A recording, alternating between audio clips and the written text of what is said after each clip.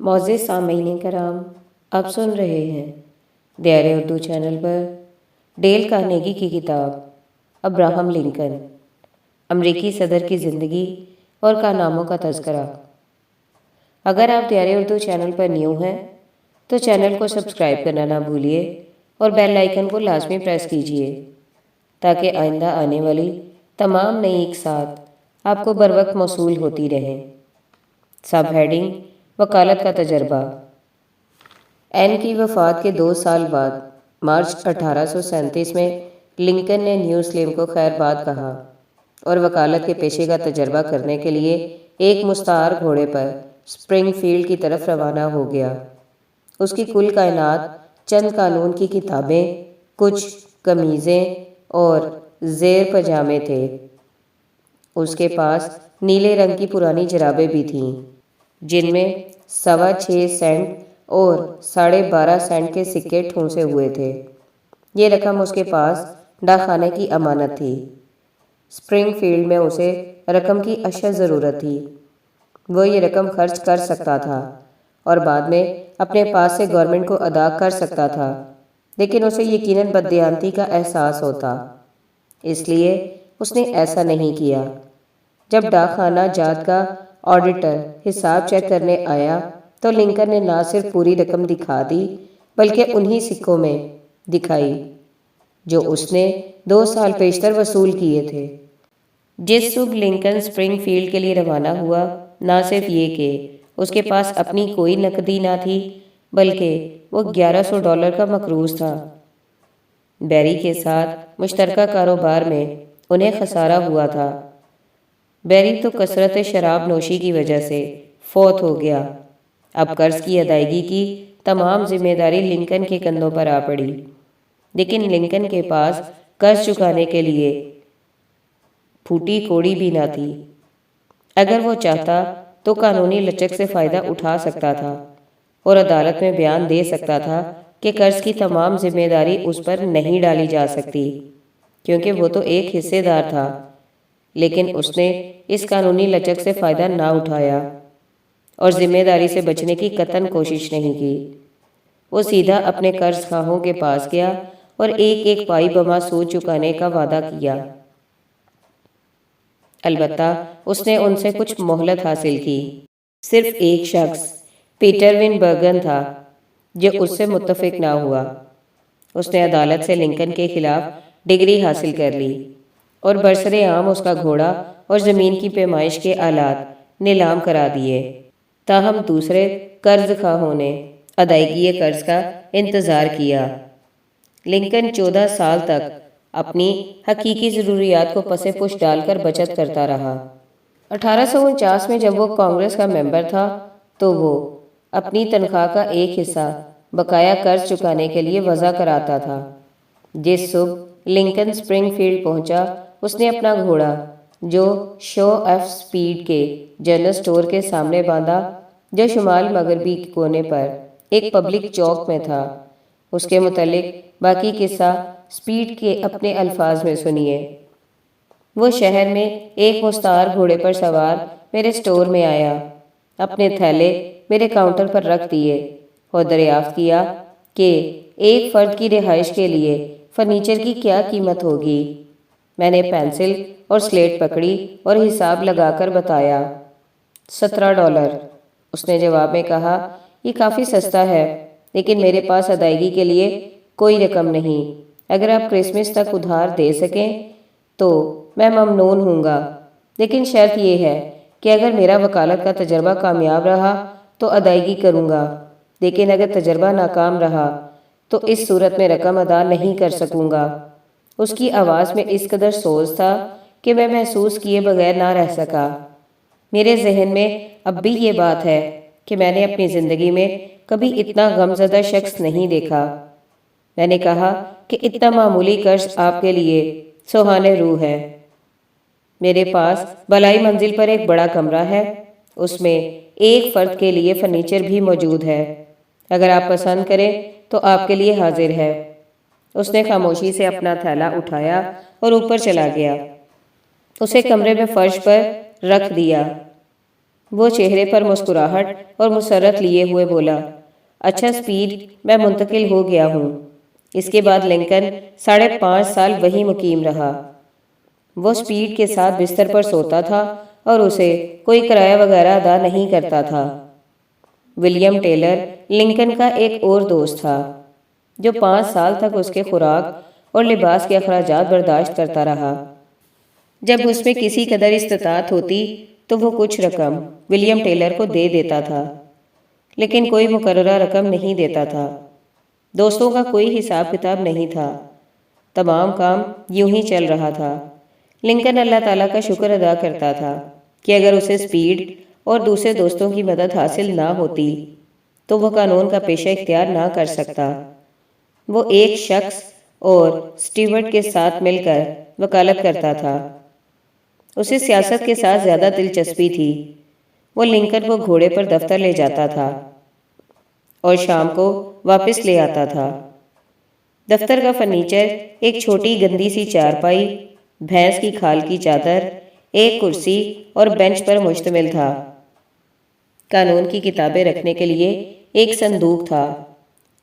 Office کا record یہ ظاہر کرتا ہے کہ 6 ماہ میں صرف 5 دفعہ فیس وصول ہوئی۔ ایک فیس $2.5، 2 $5 اور ایک $10 تھی۔ ایک کیس میں فیس کے طور پر انہوں نے ایک اوور کوٹ وصول کیا تھا۔ لنکن کو وکالت کے پیشے میں اس قدر مایوسی ہوئی کہ ایک روز پیج ایٹس کی دکان پر رک گیا اور بڑھئی کا کام کرنے کا ارادہ کیا۔ چند سال پیشتر نیوسلم میں اس نے سنجیدگی کے ساتھ قانون کی کتب کا مطالعہ ترک کرنے اور لوہار کا پیشہ اختیار کرنے کے متعلق سوچا تھا۔ سپرنگ فیلڈ میں لنکن کا پہلا سال تنہائی میں گزرا۔ جو لوگ شام کے وقت سپیڈ کے سٹور کے عقب میں سیاسی مسائل کے متعلق گفتگو کرتے اور وقت کاٹنے کے لیے اکٹھے ہوتے تھے، انہی سے وہ شناسا تھا۔ لنکن اتوار کو گرجے میں بھی نہیں جایا کرتا تھا کیونکہ وہ سپرنگ فیلڈ جیسے عمدہ گرجوں کے آداب سے واقف نہیں تھا۔ 1839 میں ایک عورت سپرنگ فیلڈ میں وارد ہوئی۔ اس کی نہ صرف اس کے ساتھ بول چال تھی بلکہ وہ اس کے ساتھ کورٹ شپ میں مصروف تھی اور اس سے شادی کا ارادہ رکھتی تھی۔ اس کا نام میری ٹاڈ تھا۔ ایک مرتبہ کسی نے لنکن سے پوچھا، ٹاڈز خاندان اپنے نام کے ہجوں میں ڈبل ڈی کیوں استعمال کرتے ہیں؟ اس نے جواب دیا، ایک ڈی خدا کے نام میں آتی ہے، اس لیے ٹاڈز میں وہ ڈی مستعمل کرتے ہیں۔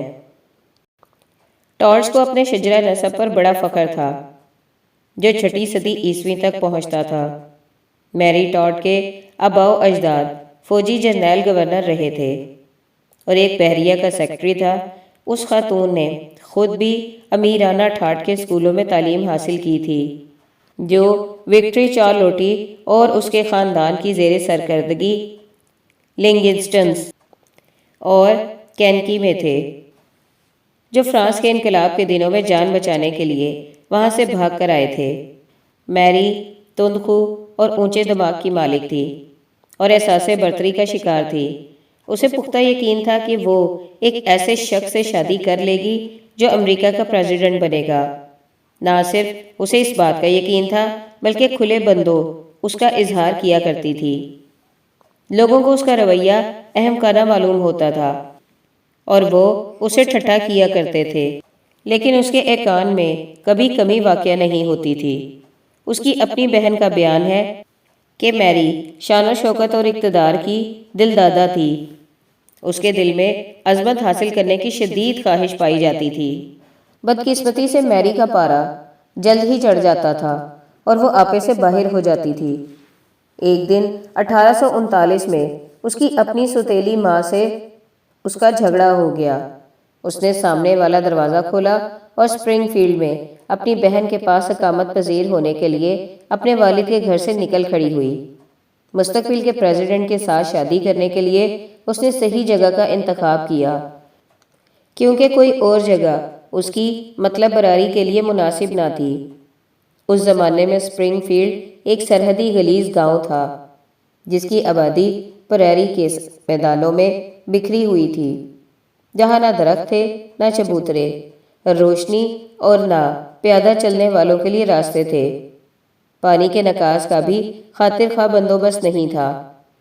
مویشی قصبے میں گھومتے پھرتے تھے، سور بڑے بڑے درختوں کی کوہوں میں لوٹتے پھرتے تھے۔ گلیوں میں کھاد کے ڈھیر لگے تھے جن سے فضا میں عفونت پھیلتی رہتی تھی۔ قصبے کی کل آبادی 1500 سے زیادہ نہ تھی، لیکن پریزیڈنٹ کے عہدہ جلیلہ کے 2 امیدوار یہاں رہتے تھے۔ ایک اے ڈگلس تھا جو ڈیموکریٹک پارٹی کی شمالی شاخ کا نمائندہ تھا، دوسرا ریپبلک پارٹی کا نمائندہ ابراہم لنکن۔ دونوں کی ملاقات میری ٹاڈ سے ہوتی تھی اور دونوں ہی اس سے کورٹشپ کرتے رہتے تھے اور اسے اپنے بازوؤں میں لیے پھرتے تھے۔ اس نے ایک دفعہ اقرار کیا تھا کہ دونوں ہی اس سے شادی کرنا چاہتے تھے۔ جب اس سے پوچھا گیا کہ وہ کس امیدوار سے شادی کرنا چاہتی تھی تو اس نے جواب دیا جس کا پریزیڈنٹ بننے کا زیادہ امکان تھا۔ اس کی مراد ڈگلس سے تھی کیونکہ لنکن کی بنسبت اس کی کامیابی کے امکانات زیادہ روشن تھے۔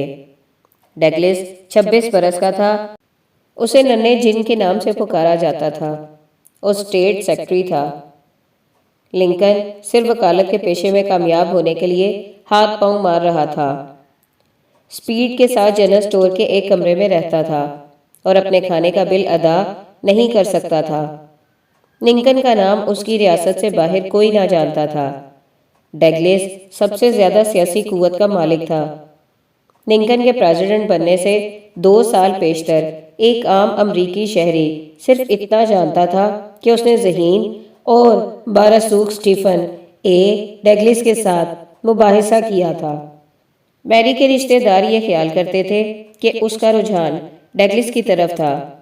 ڈگلس عورتوں کا بہت زیادہ دل دادا تھا، اس میں ذاتی کشش بھی تھی، اس کے اطوار دلکش تھے اور سوسائٹی میں اسے اعلیٰ مقام حاصل تھا، اس لیے اس کی ترقی کے امکانات بھی روشن تھے۔ اس کے علاوہ اس کی آواز پرتاثیر اور سنہری تھی اور وہ میری کے آداب کا بھی خیال رکھتا تھا۔ وہ میری کے لیے ایک مثالی آدمی تھا اور وہ اپنے خیالات میں ڈگلس کے ساتھ منسلک ہو چکی تھی۔ اس کے ساتھ وائٹ ہاؤس میں گھومنے کے خواب دیکھتی تھی۔ جب ڈگلس اس کے ساتھ کورٹشپ کر رہا تھا تو ایک دن سپرنگ فیلڈ کے ایک پبلک چوک میں ایک اخبار کے ایڈیٹر سے اس کی لڑائی ہو گئی، جو میری کی سہیلیوں میں سے ایک کا خاوند تھا۔ غالباً اس نے اپنا راز اسے بتا دیا ہوگا۔ ضیافت میں شراب پینے، چیخنے چلانے، ٹرکی روسٹ کرنے اور کھانے کے برتنوں کو فرش پر دے مارنے کا راز افشا کر دیا ہوگا۔ اگر ناچ کے وقت ڈگلس کسی اور لیڈی کی طرف توجہ کرتا تو میری ناپسندیدگی کا اظہار کرتی تھی۔ اس کورٹشپ کا کوئی نتیجہ نہ نکلا۔ سینیٹر بیوریج کہتا ہے، اگرچہ اس بات کا اظہار کیا گیا تھا کہ ڈگلس شادی کرنے کے لیے رضامند ہے، لیکن بعد میں میری کی پست اخلاقی کے پیش نظر اس نے انکار کر دیا۔ یہ صرف ایک قسم کا دفاعی پروپیگنڈا تھا، جیسا ایسے معاملات میں عام طور پر ہوتا ہے۔ حقیقت یہ تھی کہ کائیاں اور ہوشیار ڈگلس نے میری ٹاڈ کے ساتھ شادی کرنے کے لیے رضامندی کا اظہار ہی نہیں کیا تھا۔ اس کی طرف سے مایوس ہو کر میری نے ابراہم لنکن کے ساتھ تعلقات پیدا کر کے ڈگلس کے دل میں رقابت کی آگ بھڑکانے کی کوشش کی، لیکن اس کا بھی ڈگلس پر کوئی اثر نہ ہوا۔ اس لیے اب اس نے لنکن پر ڈورے ڈالنے شروع کر دیے۔ میری کی بہن نے کورٹشپ کے متعلق ان الفاظ میں اظہار کیا، جس کمرے میں وہ رہتے تھے میرا اکثر وہاں جانا ہوتا تھا۔ گفتگو میں میری ہی پہل کرتی تھی۔ لنکن اس کے پہلو میں بیٹھ جاتا تھا اور اس کی باتوں کو غور سے سنتا تھا۔ وہ منہ سے کچھ نہیں بولتا تھا، صرف ٹکٹکی باندھے اس کی طرف دیکھتا رہتا تھا۔ یوں معلوم ہوتا تھا کہ کوئی غیر مرئی بلائی طاقت اسے میری کی طرف کھینچ رہی ہے۔ وہ اس کے فہم و رسا اور ذہانت سے بہت متاثر ہوا، لیکن وہ میری جیسی عورت کے ساتھ گفتگو کرنے سے کتراتا تھا۔ اس سال جولائی کے مہینے میں وگ پارٹی کے ممبروں کا اجتماع ہوا۔ وہ سینکڑوں میل سے آ کر وہاں جمع ہو رہے تھے۔ وہ جھنڈے لہراتے اور بینڈ بجاتے چلے آ رہے تھے۔ شکاگو کا نمائندہ گروپ سمندری جہاز کے ذریعے سے پہنچا۔ یہاں بھی خوب رونق تھی۔ جہاز میں موسیقی جاری تھی، توپیں داغی جا رہی تھیں اور لڑکیاں ناچ رہی تھیں۔ ڈیموکریٹک پارٹی سے تعلق رکھنے والے وک کے امیدوار کو ایک بڑھیا کے نام سے پکارتے تھے، جس نے گیلیوں کا مکان پہیوں والی ایک گاڑی پر رکھا ہوا تھا اور بیل گاڑی پر رکھ کر بازاروں میں گھومتے پھرتے تھے۔ ایک درخت جھونپڑی کے سامنے دکھایا ہوا تھا، جس میں ہرن کھیلتے پھرتے تھے اور دروازے پر شراب کا ایک ڈرم رکھا تھا۔ اس رات مشعلوں کی روشنی میں لنکن نے اپنی سیاسی تقریر کی۔ ایک مرتبہ مخالف پارٹی نے اس پر الزام لگایا تھا کہ وہ ایک رئیس ہے اور شاندار لباس زیب تن کرتا ہے اور سادہ لوگوں سے ووٹ طلب کرتا ہے۔ لنکن نے اس کا جواب دیا، میں ایک غریب اجنبی کی حیثیت سے ایلینائز میں داخل ہوا اور میرا کوئی دوست نہ تھا اور میں تعلیم سے محروم تھا۔ میں نے تختوں کی ایک کشتی پر $8 ماہانہ کے عوض کام کرنا شروع کیا۔ میرے پاس چیتل کی کھال کا ایک ہی پجامہ تھا۔ جب یہ گیلا ہو جاتا تو خشک ہو کر سکڑ جاتا تھا۔ اس طرح میرا پجامہ کئی انچ سکڑ گیا۔ میرے موزے اور ٹانگوں کا ایک حصہ اریاں ہو گیا۔ میں لمبا ہو رہا تھا اور پجامہ چھوٹا اور تنگ ہوتا جا رہا تھا، یہاں تک کہ نیلے رنگ کی دھاریوں کے نقش میری ٹانگوں پر نمایاں ہو جاتے تھے۔ یہ دھاریاں اب بھی دیکھی جا سکتی ہیں۔ اگر تم اسے امیرانہ ٹھاٹ کا لباس کہتے ہو تو مجھے یہ الزام قبول ہے۔ سامعین نے اس کی تقریر دل جمی سے سنی۔ انہوں نے سیٹیوں، چیخوں اور نعروں کے ساتھ اسے خراج تحسین پیش کیا۔ جب لنکن اور میری ایڈورڈ کے مکان میں داخل ہوئے تو میری کو لنکن کی کامیاب تقریر پر بڑا فخر تھا۔ اسے یقین تھا کہ وہ پریزیڈنٹ بن جائے گا۔ لنکن نے اسے نفرت کی نگاہ سے دیکھا۔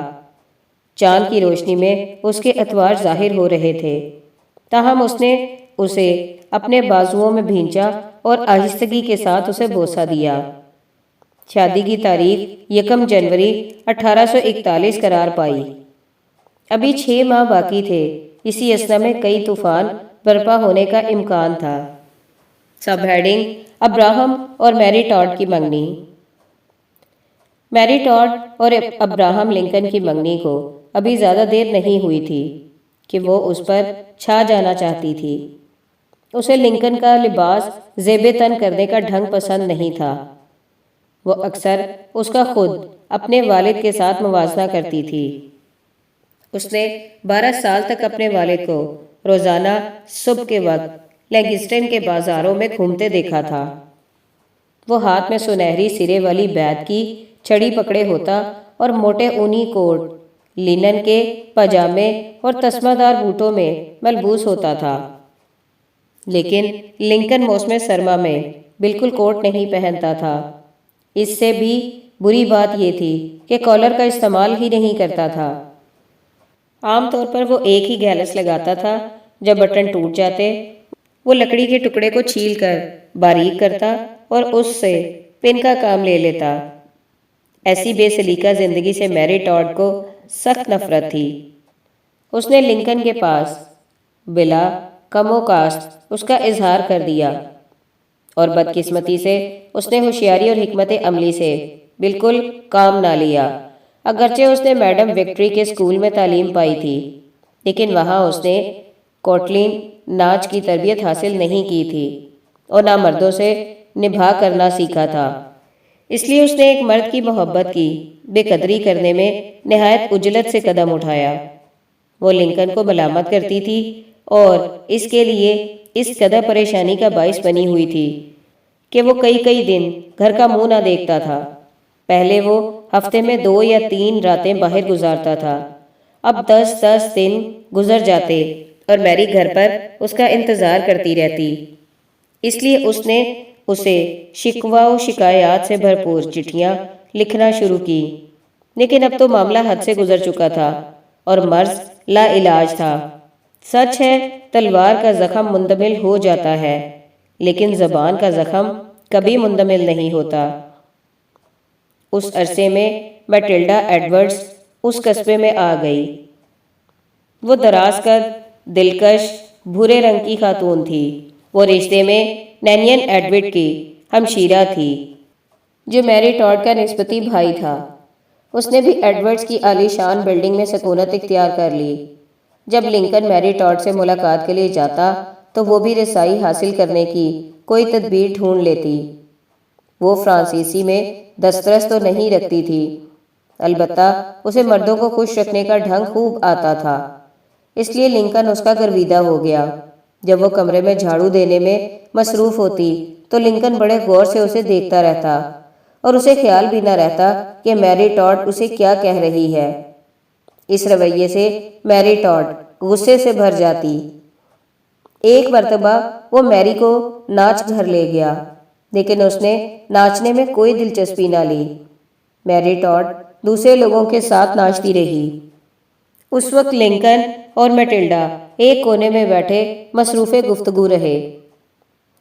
میری اس پر الزام لگاتی تھی کہ اسے میٹلڈا سے محبت ہو گئی ہے، اور وہ اس کا انکار بھی نہیں کرتا تھا۔ وہ بے تاب ہو کر رونے لگتی تھی اور التجا کرتی تھی کہ وہ میٹلڈا کی طرف آنکھ اٹھا کر بھی نہ دیکھے۔ ایک زمانہ تھا جب وہ اور لنکن محبت کی پینگیں بڑھا رہے تھے۔ اب وہ اختلاف اور کشمکش کا شکار تھے اور ایک دوسرے کے کیڑے نکالتے تھے۔ لنکن اس نتیجے پر پہنچا کہ میری اور اس میں بعد المشرکین ہے، اور ان کی طبیعت میں کوئی ایسی بات نہیں جس میں ہم آہنگی ہو۔ وہ ایک دوسرے کے لیے چڑ کا موجب تھے، اس لیے ان کی منگنی ٹوٹ جانی چاہیے، ورنہ ان کی شادی خانہ بربادی کا باعث ہوگی۔ میری کی بہن اور برادر نسبتی کی بھی یہی رائے تھی۔ انہوں نے میری کو ترغیب دی کہ وہ لنکن کے ساتھ شادی کا خیال ترک کر دے، اور بار بار تنبیہ کی کہ ان کا کوئی جوڑ نہیں ہے اور ان کی طبیعتیں ایک دوسرے سے بالکل مختلف ہیں۔ اگر ان کی شادی ہو بھی گئی تو وہ کبھی شاد کام نہیں ہوگی۔ لیکن میری نے اس نصیحت پر کام دھرنے سے انکار کر دیا۔ لنکن کئی ہفتے سوچ بچار کرتا رہا کہ اسے تکلیف دہ مصیبت سے آگاہ کرے۔ ایک رات وہ سپیڈ کے سٹور میں آیا اور اپنی جیب سے ایک خط نکال کر اسے دیا تاکہ وہ میری کو پہنچا دے۔ یہ خط میری کے نام تھا۔ اس میں واضح طور پر صحیح احساسات کا اظہار کیا گیا تھا کہ اسے میری کے ساتھ اس قدر محبت نہیں جو ان کی شادی پر منتج ہو۔ جب سپیڈ نے اس خط پر ناپسندیدگی کا اظہار کیا کہ اس کی تحریر ہمیشہ اس کے خلاف مستقل یادگار رہے گی، تو لنکن پر بات روشن ہو گئی کہ اس کی تحریر ہمیشہ اس کے خلاف مستقل یادگار رہے گی، تو لنکن پر بات روشن ہو گئی۔ اس نے وہ خط آگ کی نظر کر دیا اور خود اس سے بالمشافہ بات چیت کی۔ ہم ٹھیک طور پر یہ نہیں کہہ سکتے تھے کہ لنکن نے میری کو کیا کہا، اس کے متعلق صرف ہلکا سا اندازہ ہی لگا سکتے ہیں۔ لنکن کے مس اونز کے ساتھ تعلقات کی کہانی مختصراً یوں ہے کہ وہ مسز بینڈ ایبل کی بہن تھی، جس سے لنکن کی نیو سلیم میں آشنائی تھی۔ 1836 کے موسم خزاں میں مسز ایبل اپنے کنبے سے ملاقات کے لیے کینکی آئی اور وعدہ کیا کہ وہ اپنی بہن کو ایلینائز واپس لے آئے گی، بشرط یہ کہ لنکن اس سے شادی کرنے کے لیے رضامند ہو۔ لنکن نے اس کی بہن کو 3 سال پیشتر دیکھا تھا۔ اس وقت اس کا چہرہ مہرہ قابل قدر تھا، اس کی تعلیم بھی اچھی تھی اور وہ خاصی خوشحال تھی۔ اب لنکن اس سے شادی نہیں کرنا چاہتا تھا۔ اس نے محسوس کیا کہ مس اونز جلد از جلد شادی کرنے پر آمادہ تھی، لیکن لنکن نے اسے دیکھا تو وہ اس عرصے میں بہت موٹی ہو چکی تھی۔ اس وجہ سے اس کا قد بھی بہت چھوٹا دکھائی دیتا تھا، اس لیے اسے شادی سے گریز تھا۔ دوسری طرف مسز ایبل چاہتی تھی کہ لنکن جلد اپنا وعدہ پورا کرے۔ لنکن کو اس بات کا اعتراف تھا کہ جلد فیصلہ کرنے پر اسے پچھتانا پڑتا تھا۔ مس اونس کے ساتھ شادی کرنے سے وہ ایسے ڈرتا تھا جیسے کوئی آئرش تختہ دار سے بدکتا ہو۔ پس اس نے مس اونس کو صاف صاف اپنے فیصلے کے متعلق لکھ دیا۔ لنکن کا یہ ایک خط ہے جو اس نے اسپرنگ فیلڈ میں 7 مئی 1837 کو میری ٹاڈ کے نام تحریر کیا تھا۔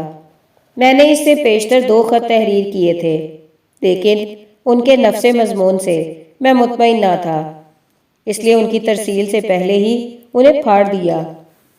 ایک خط میں کافی سنجیدگی نہیں پائی جاتی تھی اور دوسرے میں ضرورت سے زیادہ سنجیدگی تھی۔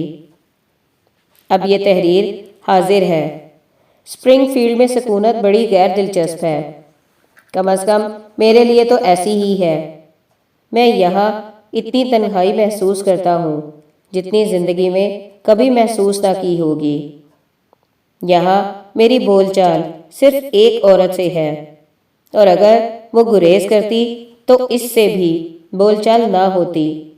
میں کبھی گرجے نہیں گیا، غالباً مستقبل قریب میں جانے کا ارادہ بھی نہیں، کیونکہ مجھے احساس ہے کہ میں وہاں کے آداب سے ناواقف ہوں۔ یہاں کافی خوشحالی ہے، گاڑیاں سڑکوں پر دوڑتی پھرتی ہیں۔ اگر تم یہاں آؤ تو غربت کا احساس کیے بغیر نہ رہ سکو گی۔ کیا تم یقین کے ساتھ کہہ سکتی ہو کہ ایسی حالت کو صبر کے ساتھ برداشت کر لو گی؟ جس عورت کی قسمت میرے ساتھ منسلک ہو، میرا ارادہ ہے کہ میں اسے خوش اور مطمئن رکھوں، کیونکہ مجھے پریشان کرنے والی اس سے زیادہ اور کوئی چیز نہیں ہو سکتی کہ میں اسے غیر مطمئن دیکھوں۔ جو کچھ تم نے میرے متعلق کہا ہے ممکن ہے مزاح کے رنگ میں ہو، یا میں نے سمجھنے میں غلطی کی ہو۔ میری رائے ہے کہ اگر تم ایسا نہ کرتی تو بہتر ہوتا۔ مجھے معلوم ہے کہ ہر معاملے کے متعلق تم صحیح انداز سے سوچ سکتی ہو۔ اگر تم اس معاملے کے بارے میں غور کرو جو پیش نظر ہے، تو جو تمہارا فیصلہ ہوگا میں اس کا پابند رہوں گا۔ تمہیں اس خط کے جواب میں مفصل چٹھی لکھنی چاہیے۔ تمہارے پاس اور کوئی کام بھی نہیں ہے، اگرچہ ایسا کرنا تمہارے لیے زیادہ دلچسپی کا باعث نہ ہوگا، لیکن ایسی تحریر کو میں اس جنگل کی مصروفیت میں اپنا ساتھی سمجھوں گا۔ اپنی بہن کو بتا دینا کہ سامان بیچ دینے کے متعلق میں مزید کچھ سننا نہیں چاہتا۔ میں اسے نہایت گھٹیا پن خیال کرتا ہوں۔